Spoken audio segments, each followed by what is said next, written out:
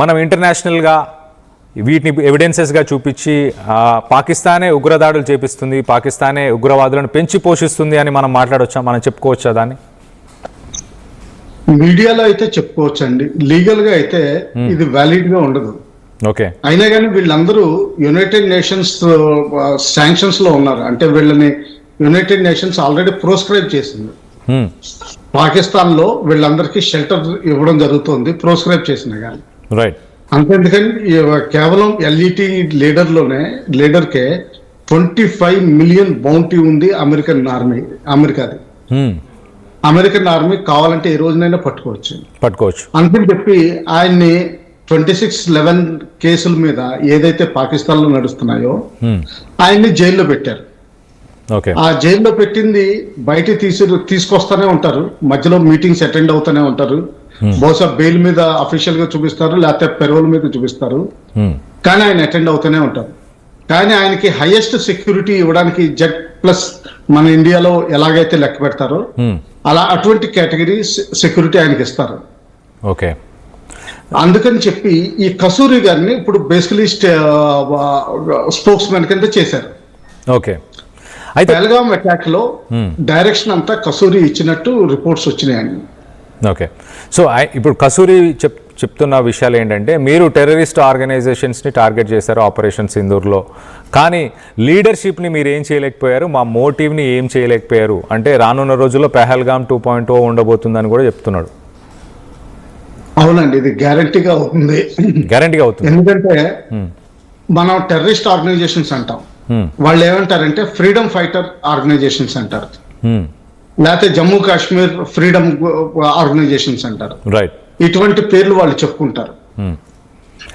ఈ మీటింగ్ ఏం మాత్రం చాలా క్లియర్ గా ఉంది, పాకిస్తాన్ ఆర్మీ సపోర్ట్ 100% ఉంది. టెర్రరిస్ట్ స్థావరాలని మనం డ్యామేజ్ చేసాం, కానీ కేవలం మౌలానా మసూద్ అజార్ ఫ్యామిలీ కొంచెం దెబ్బతింది, ఆయన కూడా సేఫ్ గానే ఉన్నాడు. ఎల్ఈటి లీడర్షిప్ చాలా వరకు సేఫ్ గానే ఉంది. అందులో కేవలం బిల్డింగ్స్ కూలిపోవడం జరిగింది, బహుశా కొన్ని క్యాజువాలిటీస్ అయ్యి ఉండొచ్చు, కానీ ఎంతమంది క్యాజువాలిటీస్ అయ్యారనేది బయటకు రాలేదు, ఎందుకంటే పాకిస్తాన్ గవర్నమెంట్ ఎప్పుడూ డిక్లేర్ చేయదు. రైట్. అయితే కానీ ఆయన అన్న మాటల్లో ఒకటి మనం అంతర్యం తెలుసుకోవాలి. రైట్. పాకిస్తాన్ ఆర్మీ వాళ్ళ జవాన్లు ఎప్పుడైనా పోతే అంత్యక్రియలకి పిలుస్తున్నారు అని చెప్పారు. రైట్. అంత్యక్రియలకి పాకిస్తాన్ ఆర్మీ పిలవాల్సిన అవసరం లేదు, వాళ్ళు కూడా మన బ్రిటిష్ ఆర్మీ మోడల్లోనే ప్రతి యూనిట్ లోనూ ఒక మౌల్వీ ఉంటారు. సో ఈయన్ని పిలవాల్సిన అవసరం లేదు. బేసికలీ ఏంటంటే ఆయన చెప్పదలిచేది ఏంటంటే, మేము ఇన్ఫిల్ట్రేట్ చేసి జమ్మూ కాశ్మీర్ లో అలజడులు సృష్టిస్తున్నప్పుడు, తిరిగి ఎక్స్ఫిల్ట్రేట్ చేస్తున్నప్పుడు మాతో పాటు ఆర్మీ జవాన్స్ కూడా ఉంటారు. అందులో ఎవరైనా పోతే నేనే వెళ్తాను వాటికి, ఎందుకంటే అక్కడ చనిపోయినప్పుడు ఏమవుతుందంటే అండి, బోర్డర్ ఏరియాస్ లో ఎవరైనా ఇటువంటి వాళ్ళు చనిపోయినప్పుడు ఏం చేస్తారంటే వాళ్ళు టెర్రరిస్ట్ గ్రూప్ కింద డిక్లేర్, అంటే ఎల్ఈటి మెంబర్ కింద డిక్లేర్ చేస్తారు. వాళ్ళు పాకిస్తాన్ ఆర్మీ జవాన్ అని చెప్పరు. అలాగే బాడీస్ కూడా క్లెయిమ్ చేయలేదు 1999 లో కార్గిల్ వార్ లో.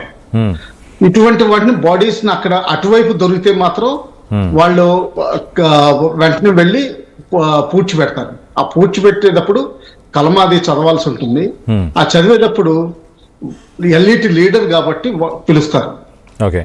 సో ఆర్మీ వాళ్ళు చనిపోయినా ఆర్మీ వాళ్ళని కూడా ఎల్ఈటి లీడర్ గానే, అంటే వాళ్ళ సైడ్ అయితే వాళ్ళు ఫ్రీడమ్ ఫైటర్స్ అని చెప్పుకుంటున్నారు కాబట్టి ఒక ఫ్రీడమ్ ఫైటర్ గా చనిపోయాడు అనే ఒక ముద్ర వేసే ప్రయత్నం చేస్తారా, అలా చేస్తుంటారా, బ్రాండింగ్ చేసుకుంటారా?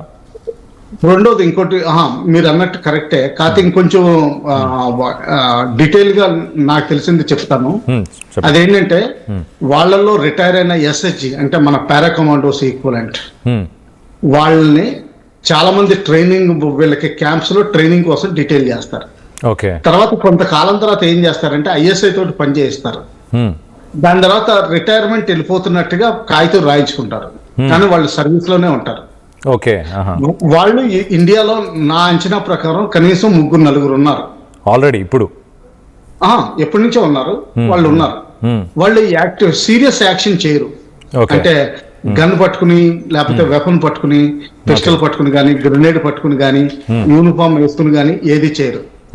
ఎక్కడో వయా నేపాల్, వయా బంగ్లాదేశ్, లేకపోతే వయా లైన్ ఆఫ్ కంట్రోల్ లో వచ్చేసిన తర్వాత సివిల్ క్రౌడ్ లో వాళ్ళ ఐడెంటిటీ, ఇండియన్ ఐడెంటిటీ తీసుకుని మర్జ్ అయిపోతారు. వాళ్ళుండి ఈ మేజర్ యాక్టివిటీస్ అంటే ఐఎస్ఐ నుంచి ఆర్డర్స్ తీసుకున్నప్పుడు వాళ్ళు చేస్తారు. Okay. వాళ్ళు ఎగ్జిక్యూటివ్ ఆర్డర్స్ ఇస్తారు ఇక్కడ. Mhm. ఏంటంటే వీళ్ళకి రియలిస్టిక్ కండిషన్స్ ఇక్కడ క్లియర్ గా ఉంటాయి. ఇప్పుడు పెహల్గామ్ లో కూడా అటువంటిది జరిగింది. Hmm. లేకపోతే అంత క్లియర్ కట్ గా రికనెసెన్స్ చేయడం, తర్వాత వాళ్ళని చంపడం, అంతసేపు ఉండడం ఇవన్నీ చేయరు. వాళ్ళు చాలా కంట్రోల్డ్ గా రిలీజన్ అడిగి మరీ షూట్ చేశారు. అవును. ర్యాండమ్ గా షూట్ చేయలేదు. రైట్. జనరల్ గా టెర్రరిస్టులు ఏంటంటే ర్యాండమ్ గా చేస్తారు. ఎస్. ఇది సెలెక్టెడ్ ఫోకస్డ్ కిల్లింగ్. అది ఒక ఎక్స్ ఐఎస్ఐ క్యాడర్ పెన్షన్ వెళ్ళిపోయినట్టు చూపించి కానీ సర్వీస్ లో ఉంటానే ఇక్కడ సివిల్ పంపిస్తారు. ఒకవేళ ఎట్టి పరిస్థితుల్లో ఇతను చనిపోవడం జరిగింది అనుకోండి, వాళ్ళు క్లెయిమ్ కూడా చేయరు, కానీ ఫ్యామిలీకి మాత్రం ఫుల్ బెనిఫిట్స్ ఇస్తారు. మొన్న ఈ మధ్యన జరిగిన ఆపరేషన్ సింధూర్ లో ఎవరికి ఏం చేయలేదు, కానీ చాలా మందికి అవార్డ్స్ కూడా ఇవ్వడం జరిగింది వాళ్ళు. రైట్. అంటే ఇటువంటి వాళ్ళకి ఇస్తారనమాట అండి. Okay okay.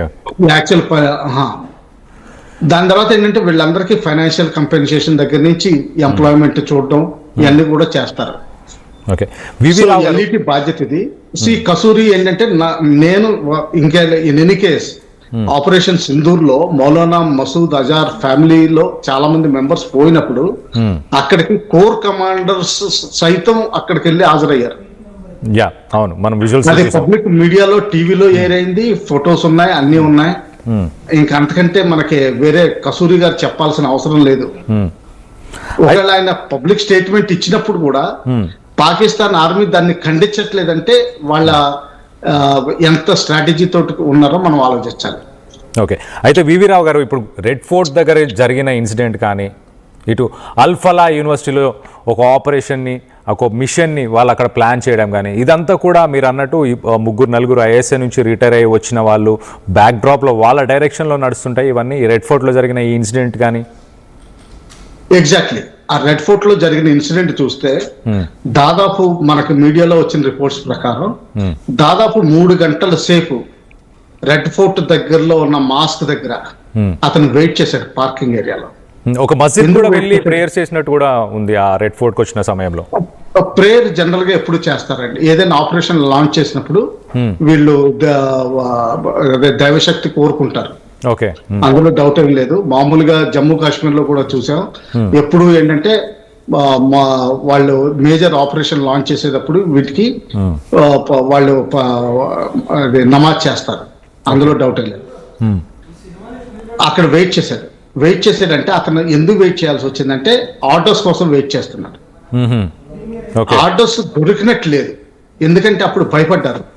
పాకిస్తాన్ భయంతో ఉంది, ఎందుకంటే అది లీక్ అయ్యి Indian army Indian arm forces total war declare చేసి, ఎందుకంటే మన ఆపరేషన్ సింధూర్ 1 విరామం ఇచ్చినప్పుడు క్లియర్ గా చెప్పాం నెక్స్ట్ టెర్రరిస్ట్ అటాక్ ఏదైనా జరిగితే అది యుద్ధం, పాకిస్తాన్ యుద్ధం చేసినట్టే అని. సో ఆ విధంగానే చర్యలు తీసుకుంటాం, అందుకని భయపడ్డారు. ఓకే.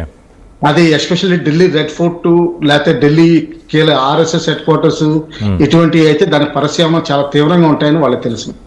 ఓకే. అయితే ఈ డాక్టర్ ఎప్పటి నుంచో ఉన్న సెల్ఫ్ డైరెక్టివ్ లో అతను